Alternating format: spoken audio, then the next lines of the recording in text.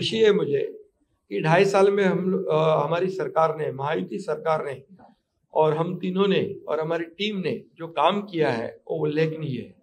उसके इतिहास में उसका सुनहरे अक्षरों में लिखा जाएगा। इतने बड़े निर्णय लिए जिसकी हमें खुशी है। तब्येत चांगली आहे।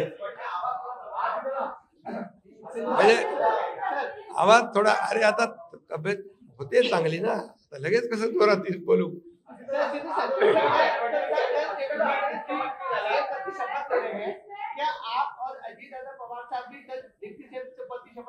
अरे भैया अभी तो कहा, देवेंद्र जी ने भी कहा, मैं भी कह रहा हूँ रुको थोड़ा, अभी शाम तक रुको, अभी कल शपथ ली है ना। शाम तक उनका समझ में आएगा।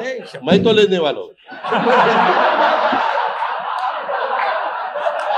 मैं रुकने वाला हूँ। दादा को नहीं, अरे भाई दादा को अनुभव है, दोपहर शाम को भी लेने का और सुबह भी लेने का।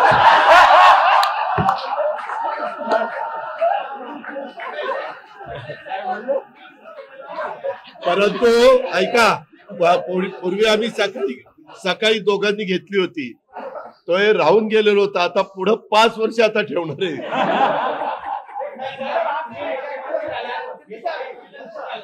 काय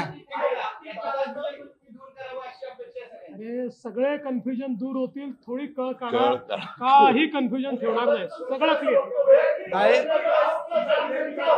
काही कन्फ्युजन नाही आहे।